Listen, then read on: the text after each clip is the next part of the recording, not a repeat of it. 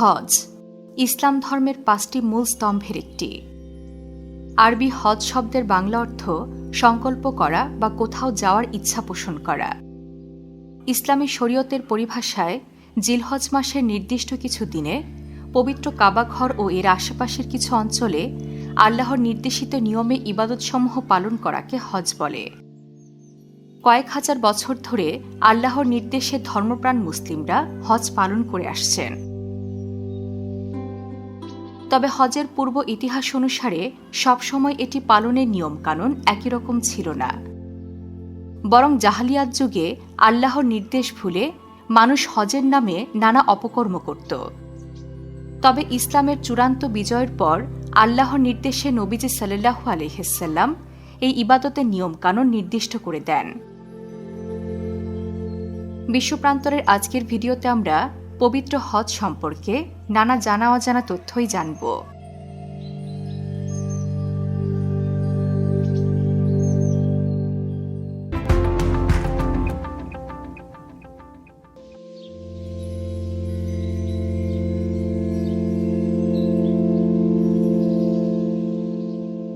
মুসলিম জাতির সবচেয়ে গুরুত্বপূর্ণ ইবাদতের একটি হজ।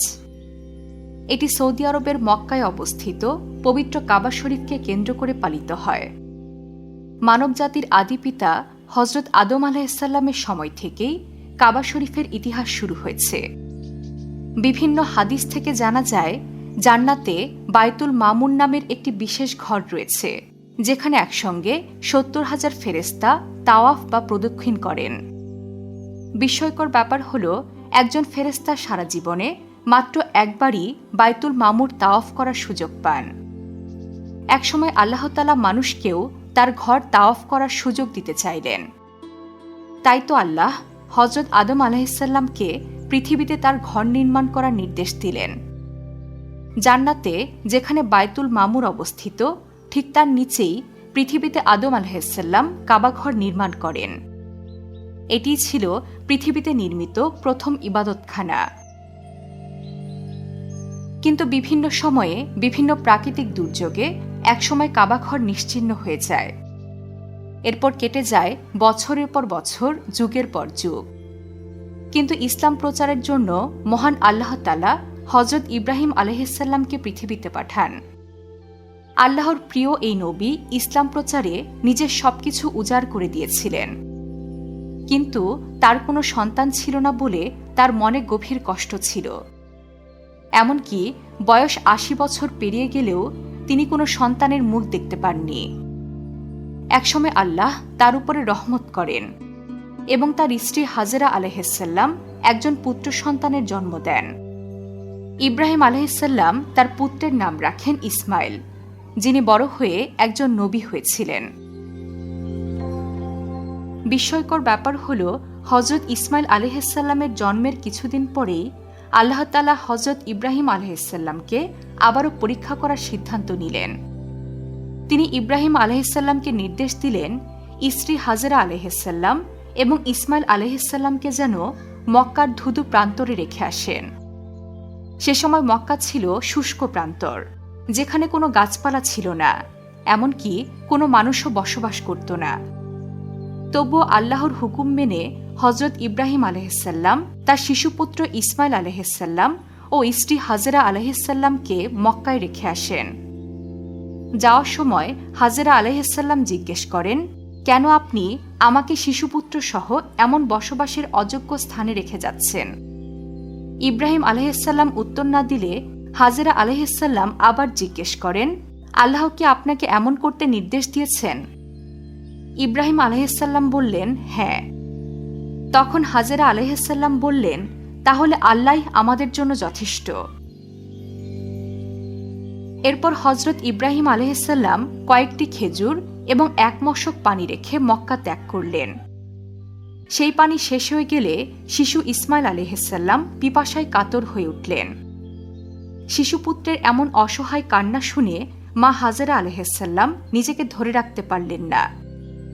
তিনি দিকবিদিক জ্ঞানশূন্য হয়ে সাফা ও মারুয়া পাহাড়ের মধ্যবর্তী স্থানে 7 বার দৌড়াদৌড়ি করলেন, কিন্তু কোথাও 1 ফোঁটা পানি না পেয়ে তিনি কাঁদতে কাঁদতে শিশু ইসমাইলের কাছে ফিরে আসলেন। এরপর বিস্মিত হয়ে দেখলেন সন্তানের পায়ের কাছে পানির ঝর্ণাধারা বইছে। ভীষণ আনন্দিত হয়ে হাজেরা আলাইহিসসালাম নিজে সে পানি পান করলেন এবং পুত্রকেও পান করালেন। কারো কারো মতে আল্লাহর রহমতে হজরত ইসমাইল আলাইহিসসালামের পায়ের আঘাতে এই পানির ঝর্ণাধারার সৃষ্টি হয়। আবার কোনো কোনো বর্ণনা মতে ফেরেশতা জিব্রাইল আলাইহিসসালামের পাখার আঘাতে ইসমাইল আলাইহিসসালামের পায়ের কাছে এই কূপের সৃষ্টি হয়। জমজম কূপ নামে বিখ্যাত এই কূপে এখনো পানির ধারা প্রবাহমান। তাই তো হাজিগণ যখন মক্কায় হজ বা উমরা পালন করতে যান তখন এই পবিত্র পানি পান করেন। একই সাথে হাজেরা আলাইহিসসালাম ও ইসমাইল আলাইহিসসালামের স্মৃতিবিজড়িত সাফা ও মারোয়া পাহাড়ে 7 বার দৌড়ে সাই করেন। এটি হজ ও ওমরা পালনের অন্যতম একটি মৌলিক শর্ত। স্ত্রী ও শিশু সন্তানকে রেখে আসার কয়েক বছর পর হজরত ইব্রাহিম আলাইহিসসালাম আবার মক্কায় ফিরে আসেন। এবার তিনি দেখেন হজরত ইসমাইল আলাইহিসসালাম একজন প্রাণবন্ত কিশোর। কিন্তু ইব্রাহিম আলাইহিসসালাম তাকে জানালেন আল্লাহর নির্দেশে তিনি তার প্রিয় সন্তানকে কুরবানি করতে এসেছেন। সেদিন সাহসী ইসমাইল আলাইহিসসালাম আল্লাহর উপরে ভরসা করে বললেন, আল্লাহর ইচ্ছায় আপনি আমাকে ধৈর্যশীল হিসেবেই পাবেন। অর্থাৎ আল্লাহর নির্দেশ পালনে নিজেকে কুরবানি করতে দ্বিধা করলেন না ইসমাইল আলাইহিসসালাম। এরপর ইব্রাহিম আলাইহিসসালাম তার সন্তানকে নিয়ে মিনায় আসলেন। তবে পথের মধ্যে শয়তান তাদেরকে বিভ্রান্ত করার চেষ্টা করলে তিনি শয়তানের উদ্দেশ্যে 3 বার পাথর ছুঁড়ে মারেন। সবশেষে যখন ইব্রাহিম আলাইহিসসালাম পুত্রকে কুরবানি দিতে উদ্ধত হলেন তখন আল্লাহর নির্দেশে ইসমাইল আলাইহিসসালামের জায়গায় একটি পশু কুরবানি হয়ে গেল। আল্লাহ তাআলা হজরত ইসমাইল ও ইব্রাহিম আলাইহিসসালামের উপরে নিজের সন্তুষ্টি প্রকাশ করলেন। এই ঘটনাকে কেন্দ্র করেই প্রতি বছর সারা বিশ্বের মুসলমানগণ কুরবানি করার মাধ্যমে হজের আনুষ্ঠানিকতা এবং ঈদুল আজহা উদযাপন করেন। এই ঘটনার কয়েক বছর পর হজরত ইসমাইল আলাইহিসসালাম যখন যুবক হয়ে উঠলেন তখন মহান আল্লাহ তাআলা হজরত ইব্রাহিম আলাইহিসসালামকে কাবাঘর পুনরায় নির্মাণ করার নির্দেশ দিলেন। আল্লাহর নির্দেশে হজরত ইব্রাহিম আলাইহিসসালাম ও তার পুত্র হজরত ইসমাইল আলাইহিসসালাম মিলে মক্কায় কাবাঘর পুনর্নির্মাণ শুরু করলেন। তারা খনন কাজ শুরু করার পর পবিত্র কাবাঘরের মূল ভিত্তিটি খুঁজে পান। এরপর শুরু হয় এটিকে কেন্দ্র করে কাবাঘর নির্মাণের কাজ। একটি নির্দিষ্ট স্থানে দাঁড়িয়ে হজরত ইব্রাহিম আলাইহিসসালাম কাবাঘর নির্মাণ কাজের তদারকি করতেন। সেটিকে বলা হয় মাকাম ইব্রাহিম। এই স্থানে হাজিরা নামাজ আদায় করে থাকেন। কাবাঘর নির্মাণের পর ইব্রাহিম আলাইহিসসালাম কাবাঘরের এক কোণে হাজরে আসওয়াদ স্থাপন করেন এবং এটিকেই তাওয়াফ করার সূচনা বিন্দু হিসেবে নির্বাচন করা হয়। নির্মাণ কাজ শেষ হওয়ার পর আল্লাহ তাআলা সমস্ত মানবজাতিকে হজ পালনের আহ্বান জানাতে আদেশ করলেন। তখন ইব্রাহিম আলাইহিসসালাম আবু কোবাইস পাহাড়ে আরোহণ করে 2 কানে আঙ্গুল রেখে চারিদিকে মুখ ঘুরিয়ে ঘোষণা করেন, হে মানব সকল, তোমাদের পালনকর্তা নিজের গৃহ নির্মাণ করেছেন এবং তোমাদের উপরে এই গৃহে হজ পালনের নির্দেশ দিয়েছেন। তোমরা সবাই সৃষ্টিকর্তার আদেশ পালন করো। এই ঘোষণার পর থেকেই প্রতি বছর বিশ্বের বিভিন্ন প্রান্ত থেকে মানুষ কাবাঘরে হজ পালনের উদ্দেশ্যে সমবেত হতে থাকেন। কিন্তু হজরত ইসমাইল আলাইহিসসালামের মৃত্যুর পর পবিত্র কাবা বিভিন্ন গোত্রের দখলে চলে যায়। এমনকি বিভিন্ন সময়ে বিভিন্ন কারণে হজের অনেক প্রথাই পরিবর্তন হয়ে যায়।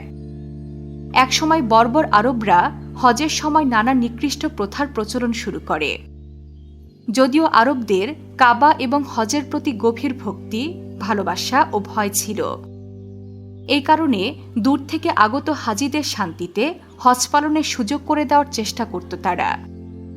তাই শাওয়াল, জিলকদ, জিলহজ এবং মুহরম এই 4 মাস আরবরা যুদ্ধ বিগ্রহ থেকে বিরত থাকত। তবে সে সময় হজের প্রচলিত প্রথা ছিল যথেষ্ট বিব্রতকর ও বর্বর। আরবের সম্ভ্রান্ত কুরাইশ বংশের দলপতিরা একটি নির্দিষ্ট পোশাক পরে হজ করলেও সাধারণ মানুষের জন্য তা ছিল নিষিদ্ধ। সাধারণ মানুষকে তারা উলঙ্গ হয়ে তাওয়াফ করতে বাধ্য করত। তারা মনে করত হজের পবিত্র কাজে পোশাকের বাহুল্যতার প্রয়োজন নেই। এছাড়াও তারা সাফা পর্বতের চূড়ায় ইসাফ নামের একটি মূর্তি ও মারোয়া পর্বতের চূড়ায় নায়লা নামের আরেকটি মূর্তি স্থাপন করে। মূলত ওই মূর্তিদ্বয়ের প্রতি তারা আত্মার নিবেদন করত। কেবল পাহাড়েই নয়, আরবরা কাবাঘরের ভেতরেও মূর্তি স্থাপন করে। এর পেছনে বড় কারণ ছিল আরবদের অর্থনৈতিক দৈন্যতা। ইসলাম পূর্ব যুগে মক্কার অর্থনীতি ছিল অত্যন্ত শোচনীয়। একমাত্র হজের মৌসুমেই তাদের অর্থনীতির চাকা চাঙ্গা হতো, কারণ সে সময় বিশ্বের বিভিন্ন প্রান্ত থেকে মানুষ মক্কায় হজ করতে আসতেন। এই উপলক্ষে সে সময় মক্কায় আয়োজন করা হতো বিশাল এক মেলা, আর সে মেলায় বিক্রি হতো বিপুল সংখ্যক মূর্তি। ঐতিহাসিকগণ আরও বলে থাকেন, খুজা গোত্রের আমির ইবনে লুহাই শ্যামদেশে গিয়ে পুতুলের মূর্তি দেখে মুগ্ধ হয়েছিলেন। পরে সেই মূর্তি মক্কায় নিয়ে আসেন এবং কাবাঘরে প্রতিস্থাপন করেন। এরপর ধীরে ধীরে সমগ্র আরব গোত্রের মধ্যেই মূর্তি পূজা ছড়িয়ে পড়ে। পরবর্তীতে তারাও কাবাঘরে মূর্তি স্থাপন করেন। অষ্টম হিজরিতে মুসলিমদের মক্কা বিজয়ের পর নবীজি সাল্লাল্লাহু আলাইহিস-সাল্লাম কাবাঘর থেকে ৩৬০টি মূর্তি অপসারণ করেছিলেন। মুসলিমদের মক্কা বিজয়ের পর নবম হিজরিতে তাদের উপরে হজ ফরজ করা হয়। হজের মৌসুমে রাসূল সাল্লাল্লাহু আলাইহিস-সাল্লাম ৩০০ জন সাহাবীকে হজের জন্য মক্কায় প্রেরণ করেন। সেটিই ছিল হজ ফরজ হওয়ার পর প্রথম হজের কাফেলা। হযরত আবু বকর রাদিয়াল্লাহু তাআলা আনহুর নেতৃত্বে এই কাফেলা হজের উদ্দেশ্যে বেরিয়ে পড়ে। তবে তারা রওনা দেওয়ার পর সূরা তাওবাহ অবতীর্ণ হয়। এরপর সে সূরায় নাজিল হওয়া বিধানসমূহ নিয়ে হযরত আলী রাদিয়াল্লাহু তাআলা আনহু দেখা করেন হযরত আবু বকর রাদিয়াল্লাহু তাআলা আনহুর সাথে। এরপর কাফেলা মক্কায় পৌঁছায় এবং হজ পালন করে মিনায় কুরবানি দেয়। এর পরের বছর অর্থাৎ দশম হিজরিতে মহানবী হযরত মুহাম্মদ সাল্লাল্লাহু আলাইহিস-সাল্লাম বিপুল সংখ্যক অনুসারীদের সাথে নিয়ে তার একমাত্র এবং শেষ হজযাত্রা করেছিলেন। সেদিন তিনি আরাফাতের ময়দানে উপস্থিত সকলের উদ্দেশ্যে একটি বিখ্যাত ভাষণ দেন, যা বিদায় হজের ভাষণ নামে পরিচিত। এই ভাষণে তিনি তার অনুসারীদের হজের আচার অনুষ্ঠান এবং সেগুলো সম্পাদনের রীতি শিখিয়েছিলেন। তখন থেকেই হজ ইসলামের 5টি স্তম্ভের একটি হয়ে ওঠে। এরপর থেকে প্রতি বছরই হজ পালনের উদ্দেশ্যে হাজিরা মক্কায় এসে জমায়েত হন। যদিও ইতিহাসে বেশ কয়েকবার কিছুদিনের জন্য হজের কার্যক্রম বন্ধ ছিল, এরপরেও পবিত্র কাবাঘরে হজ পালনের প্রথা বিলুপ্ত হয়নি, বরং প্রতি বছরই হজ ও উমরা পালনকারী মানুষের সংখ্যা বেড়েই চলেছে। কাবাঘরের ঐতিহ্য চিরকালই এমনই থাকুক, এমনটাই কামনা করে শান্তিপ্রিয় বিশ্ববাসী। বিশ্বের নানা প্রান্তে ছড়িয়ে থাকা এমন জানা অজানা তথ্য জানতে সাবস্ক্রাইব করুন বিশ্বপ্রান্তরে।